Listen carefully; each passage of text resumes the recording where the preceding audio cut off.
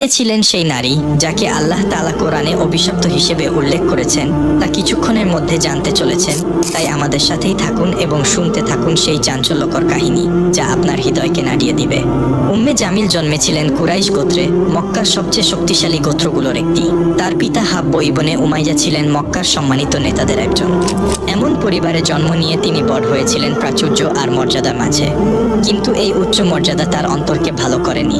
শৈশব থেকেই তিনি ছিলেন উচ্চাবিলাসী, অহংকার এবং ক্রোধে ভরা। অল্প বয়সে তিনি বিবাহ বন্ধনে আবদ্ধ হন আবু লাহাবের সাথে, যিনি ছিলেন আব্দুল মুত্তালিবের পুত্র। আবু লাহাব ছিলেন মক্কার সবচেয়ে ধনী ও ক্ষমতাশালী পুরুষদের একজন। তার সম্পদ উম্মে জামিলকে, যিনি অহংকার আর বিলাসিতা পছন্দ করতেন, অপরিসীম আনন্দ দিয়েছিল। আবু লাহাব ছিলেন কুরাইশের বিখ্যাত ব্যবসায়ী, যার বাণিজ্য ছড়িয়েছিল দূর দূরান্তে। উম্মে জামিল এই সম্পদ ব্যবহার করে মক্কার সবচেয়ে আলোচিত নারীদের একজন হয়ে উঠলেন। কিন্তু তিনি শুধু তার স্বামীর সম্পদের ছায়ায় বসে থাকতেন না। তার সবচেয়ে বড় অস্ত্র ছিল তার তীক্ষ্ণ জিহ্বা। তিনি তার চারপাশের নারীদের উপর প্রভাব বিস্তার করতেন, গুজব ছড়াতেন, যাকে ঘৃণা করতেন তার নাম নষ্ট করার চেষ্টা করতেন। এই কাজ তাকে আরো গর্বিত করত। কিন্তু আসল সত্য ছিল, তিনি ভয় পেতেন, তার ক্ষমতা আর মানুষের সম্মান হারানোর ভয়। মক্কায় যখন মানুষ বাণিজ্যে ব্যস্ত থাকত, কেউ কেউ তাদের গোত্রের সম্মান রক্ষায় মগ্ন থাকত। কিন্তু উম্মে জামিল ছিলেন তার গোত্র আর স্বামীর মর্যাদা ধরে রাখার জন্য আচ্ছন্ন। তার কাছে সবচেয়ে গুরুত্বপূর্ণ ছিল কুরাইশের নেতৃত্ব, বিশেষ করে উমাইয়া পরিবারের প্রভাব। কিন্তু একদিন মক্কার বাতাসে এমন এক খবর ছড়িয়ে পড়ল যা তার অন্তরে বিপর্যয় নিয়ে এল। নবী মুহাম্মদ সাল্লাল্লাহু আলাইহি ওয়াসাল্লাম ঘোষণা করলেন, আমি আল্লাহর রাসূল। উম্মে জামিলের জন্য এই কথা ছিল ঝড়ের মতো। তিনি নবীর পারিবারিক বংশ ভালোভাবে জানতেন। তিনি ছিলেন হাশিম পরিবারের, যা কুরাইশের একটি শক্তিশালী শাখা। কিন্তু যদি তিনি সত্যিই নবী হন, তাহলে তার ক্ষমতা কি বিপদে পড়বে না? তার জন্য এটি সত্য মিথ্যার প্রশ্ন ছিল না, এটি ছিল নিয়ন্ত্রণের লড়াই।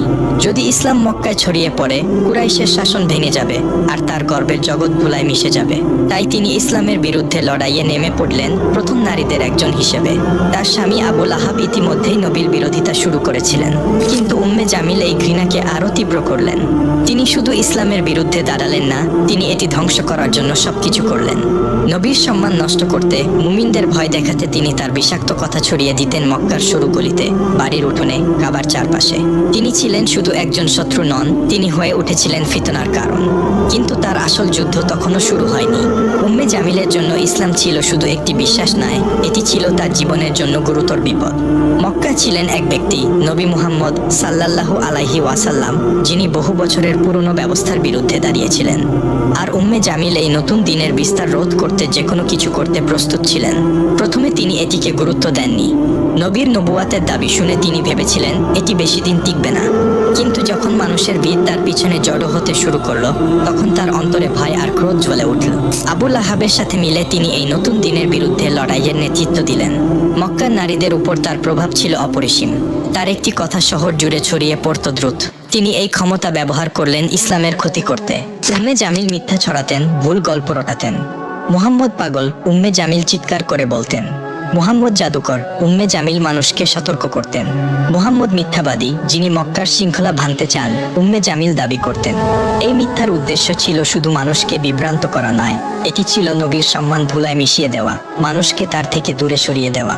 তিনি এমনকি নিম্নমানের পন্থাও ব্যবহার করেছিলেন।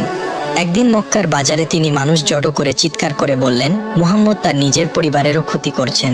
কিন্তু সত্য ছিল এর সম্পূর্ণ বিপরীত। নবী ছিলেন মক্কার সবচেয়ে সৎ, সবচেয়ে বিশ্বস্ত মানুষ।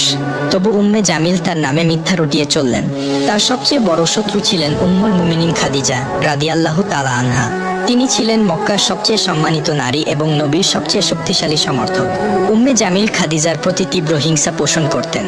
তিনি তার নামে হাসি ঠাট্টা করতেন, মক্কার নারীদের তার বিরুদ্ধে খেপিয়ে তুলতেন, তাকে একা করে দেওয়ার চেষ্টা করতেন। তিনি খাদিজার সাথে দেখা করা নারীদের হুমকি দিয়ে বলতেন, তোমরা যদি তার সাথে মিশতে থাকো, আমরা তোমাদের সমাজ থেকে বের করে দেব। কিন্তু খাদিজার শান্ত মর্যাদা, তার অটল বিশ্বাস উম্মে জামিলের সমস্ত চক্রান্ত ব্যর্থ করে দিল। তার অন্তরে ছিল নবীর প্রতি অগাধ ভালোবাসা, যা উম্মে জামিলের ক্রোধের চেয়ে অনেক বড় ছিল। উম্মে জামিল শুধু কথায় থামেননি, তিনি ইসলামকে থামানোর জন্য হাত পা সবই চালিয়েছিলেন। তিনি নতুন মুসলিমদের ভয় দেখানোর, তাদের ইসলাম ত্যাগ করতে বাধ্য করার পরিকল্পনা করতেন। তিনি কুরাইশ নেতাদের উস্কে দিতেন মুসলিমদের উপর চাপ বাড়াতে। তিনি নবীর পথে পাথর আর কাঁটা ফেলে তার ক্ষতি করার চেষ্টা করতেন। তিনি মানুষকে উৎসাহ দিতেন মুসলিমদের বাণিজ্য আর সমাজ থেকে বাদ দিতে। একদিন যখন নবী কাবার কাছে সালাতে দাঁড়িয়েছিলেন, আবুল আহাব আর উম্মে জামিল তাদের লোকদের নির্দেশ দিলেন তার উপর নোংরা জিনিস ছুঁড়ে মারতে। তারা মক্কার সবচেয়ে সম্মানিত মানুষটির অপমান করতে একটু দ্বিধা করলেন না। কিন্তু তারা যতই চেষ্টা করুক, মুসলিমদের সংখ্যা প্রতিদিন বাড়তেই থাকল। এটি উম্মে জামিলকে পাগল করে দিল। তার মিথ্যা চক্রান্ত আর যথেষ্ট ছিল না, তিনি নবীকে হত্যার পরিকল্পনা শুরু করলেন। বহু বছর ধরে তিনি ইসলামের সবচেয়ে বড় শত্রুদের একজন ছিলেন, কিন্তু তার নাম শুধু মক্কার পথে ঘাটে উচ্চারিত হলো না, কুরআনে তাকে চিরকালের জন্য অভিশপ্ত হিসেবে লিপিবদ্ধ করা হলো। আবুল আহাব আর উম্মে জামিল ইসলামের বিস্তারে আরো হিংস্র হয়ে উঠলেন, কিন্তু তারা যাই করুক, আল্লাহর সত্য জয়ী হলো। একদিন নবী সাফা পাহাড়ে দাঁড়িয়ে কুরাইশের লোকদের ডাকলেন। তিনি বললেন, হে কুরাইশের মানুষ, যদি আমি বলি এই পাহাড়ের পিছনে একটি সেনাবাহিনী আছে যারা তোমাদের আক্রমণ করতে প্রস্তুত, তোমরা কি আমাকে বিশ্বাস করবে? সবাই একসাথে বলে উঠল, হ্যাঁ, কারণ তুমি কখনো মিথ্যা বলনি। তখন নবী বললেন, তাহলে শোনো, আমি তোমাদের একটি মহাশাস্তির বিষয়ে সতর্ক করছি। এই কথায় চারদিক নীরব হয়ে গেল। এটি ছিল ইসলামের প্রকাশ্য ডাকের শুরু। কিন্তু আবুল আহাব ক্রোধে ফেটে পড়লেন। তিনি চিৎকার করে বললেন, এই কথা বলার জন্য তুমি আমাদের জড়ো করেছো, ধ্বংস হোক তুমি। তারপর তিনি সেখান থেকে চলে গেলেন। এই অহংকারের জবাবে আল্লাহ অবতীর্ণ করলেন সূরা আল মাসাদ। শুনুন কি বলা হয়েছে এই সূরায়। ধ্বংস হোক আবুল আহাবের 2 হাত, আর ধ্বংস হয়েছে সে। তার সম্পদ আর তার অর্জন তাকে বাঁচাতে পারবে না।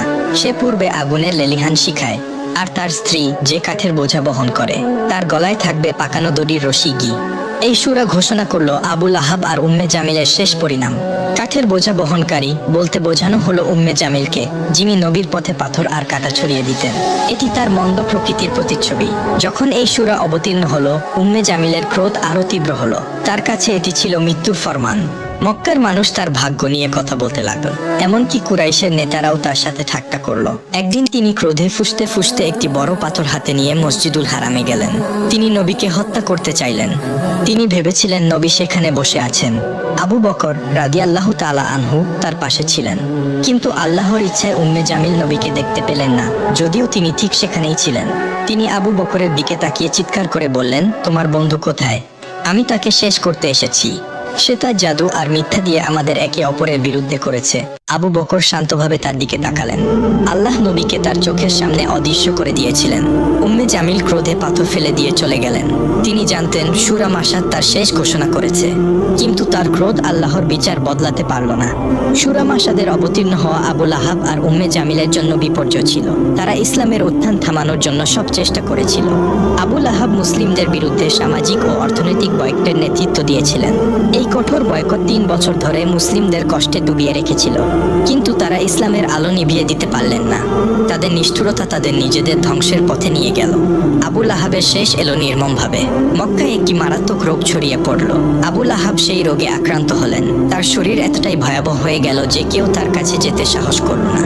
এমনকি কুরাইশের লোকেরাও তাকে ত্যাগ করল। তিনি একা মারা গেলেন, ব্যথায় কাতরাতে কাতরাতে।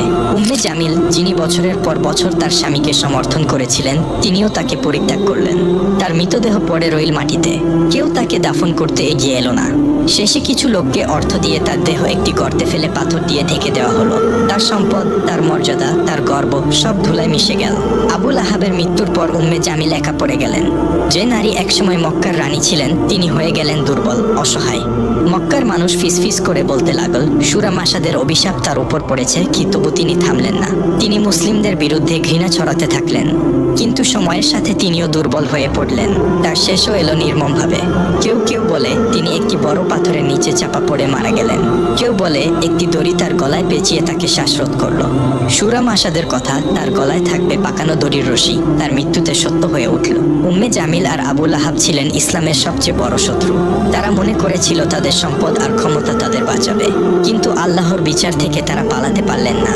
এই দুনিয়ায় তাদের জীবন শেষ হলো অপমানে, কষ্টে আর চিরন্তন শাস্তির প্রতিশ্রুতিতে। এই গল্প শুধু তাদের নয়, এটি একটি সতর্কবাণী প্রতিটি অবিশ্বাসী আর জালেমদের জন্য যারা সত্যের বিরুদ্ধে দাঁড়ায়। হে আল্লাহ, আমাদের অন্তরকে আবুল আহাব আর উম্মে জামিলের মতো সিল করে দেওয়া অন্তর থেকে রক্ষা করো। আমাদের পথ দেখাও নবীর পথে, যেন আমরা ঈমান, ন্যায় আর ভালো চরিত্রে জীবন কাটাতে পারি। আমাদের অন্তরকে পবিত্র করো অহংকার, হিংসা আর ঘৃণা থেকে। আমাদের সঠিক পথে অটল রাখো। আমিন।